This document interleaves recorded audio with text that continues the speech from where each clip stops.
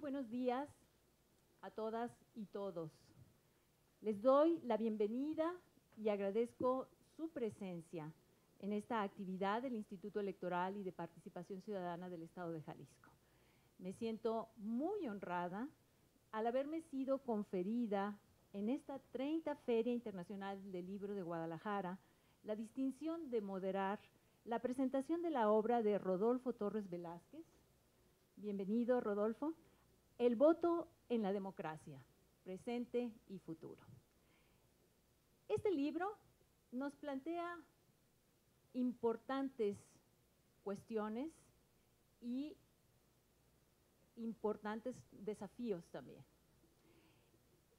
Había hecho una breve nota sobre porque lo leí con atención, porque es un tema muy pertinente, que se enclava en el voto como principio fundamental de la democracia representativa.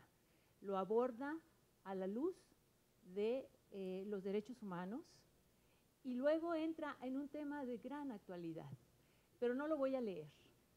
No lo voy a leer porque hoy tenemos un binomio de primera línea que nos va a hablar y nos van a dar sus impresiones desde la visión crítica del derecho y de la ciencia política. En ese sentido, a ellos corresponde el tiempo de esta presentación. Y en ese sentido, lo único que me corresponde a mí es darles la bienvenida y presentarlos a quienes me acompañan en esta mesa, haciendo también la lectura de sus respectivas currículas para dar entrada a el fondo de este día, de esta ocasión que nos reúne, que es precisamente hablar de esta obra. En ese sentido, vamos a tener, les presento a mi derecha, se encuentra el doctor Flavio Galván Rivera. Todos lo conocemos.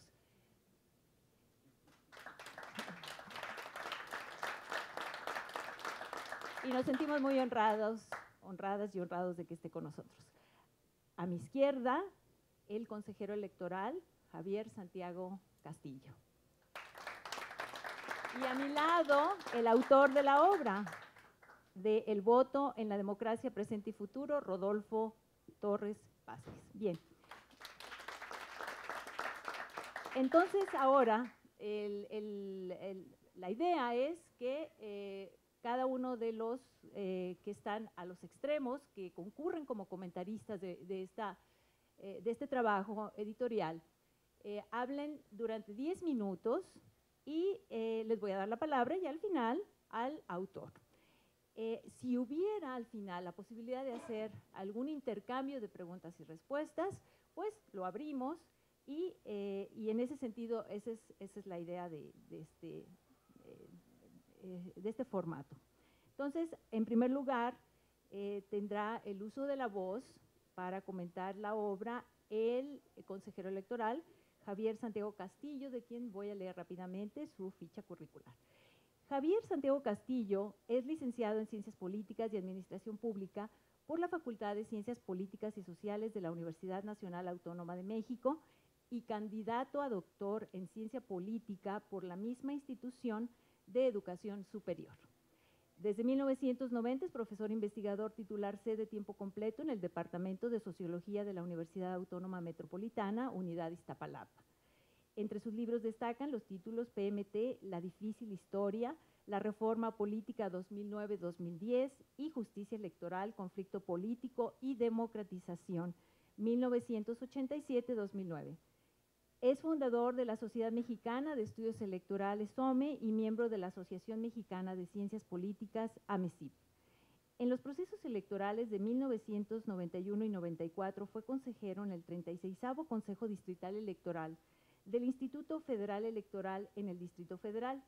Se desempeñó como coordinador de asesores de consejero electoral del Consejo General en el otrora IFE, representante del IEDF ante el Consejo de Información Pública del Distrito Federal y consejero presidente del Instituto Electoral del Distrito Federal. Actualmente es consejero electoral del Instituto Nacional Electoral. Sin más preámbulo, le doy el uso de la voz. Muchas gracias. Buenos días a todas y a todos. Pues en primer lugar, pues decir que es un gusto estar en esta feria tan relevante, no solo nacionalmente, sino internacionalmente.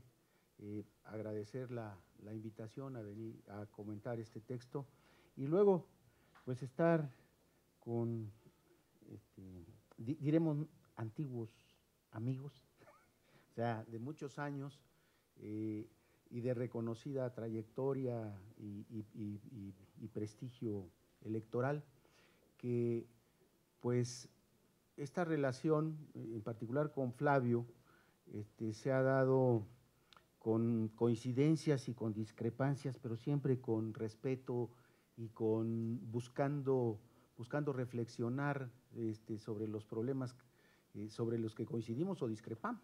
O sea, y me da realmente mucho gusto estar en esta mesa. Qué decir de Rodolfo, que también pues ya son algunas décadas de conocernos.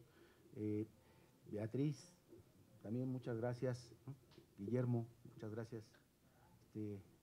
Muchas gracias por estar aquí, por haberme invitado.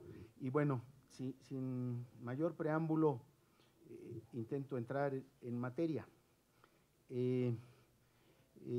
Creo que el texto son dos apartados, independientemente del capitulado, dos grandes apartados. Uno sobre una reflexión sobre la evolución del voto, pero del voto en la democracia, el papel que juega la democracia, el papel que juega el voto mismo en la construcción de la democracia, pero la innovación tecnológica pues está incidiendo o ha incidido en los procedimientos de votación. Pero desde el punto de vista jurídico, pues debe de haber ciertas garantías para la emisión del sufragio y las transformaciones de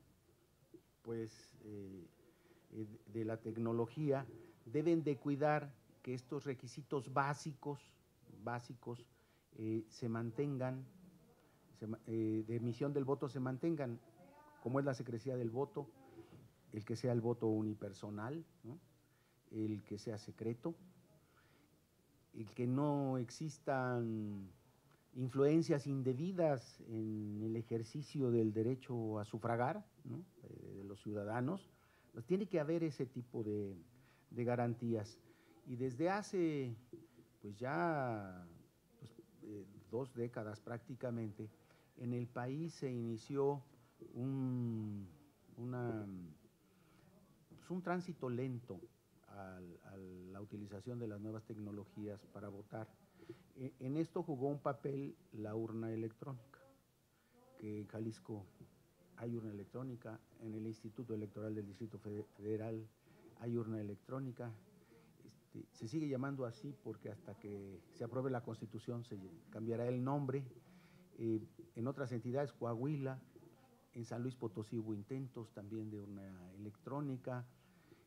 El propio IFE, después de los institutos de los estados, inició un proyecto, pero ese proyecto de urna electrónica, pues podríamos decir que está congelado, lo digo con espíritu autocrítico.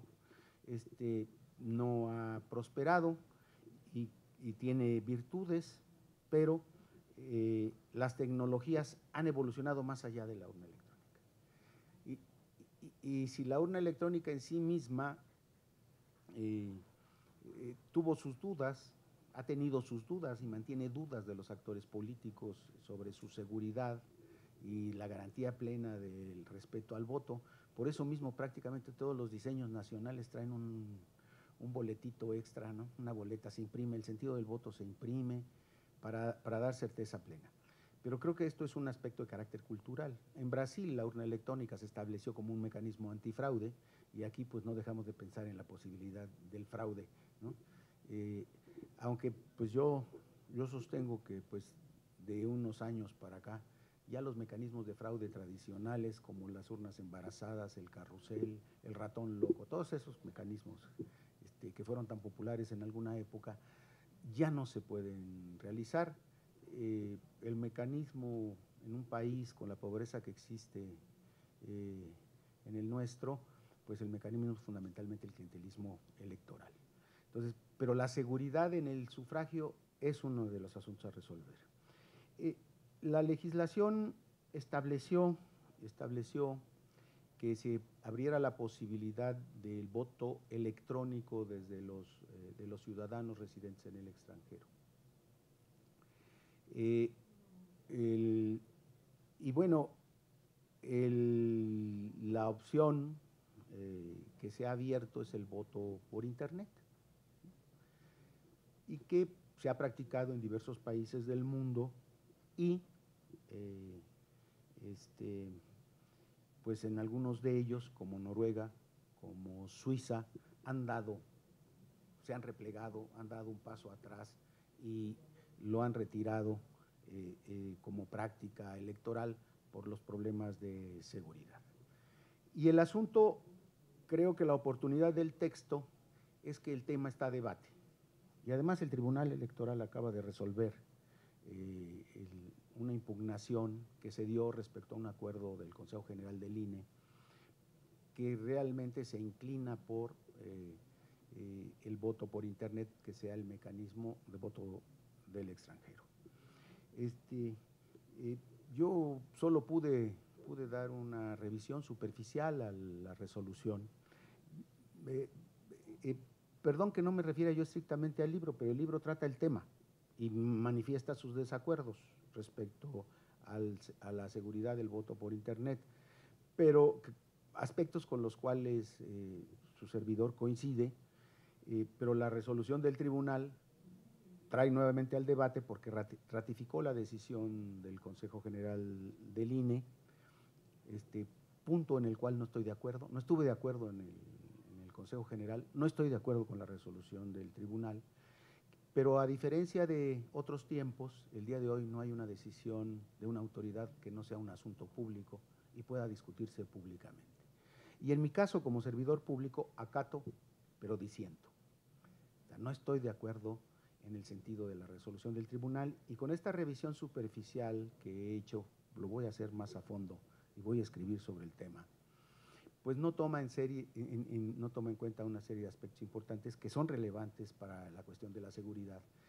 Y sin ser jurista, y con respeto al jurista presente, creo que la resolución del tribunal le hizo falta el sano juicio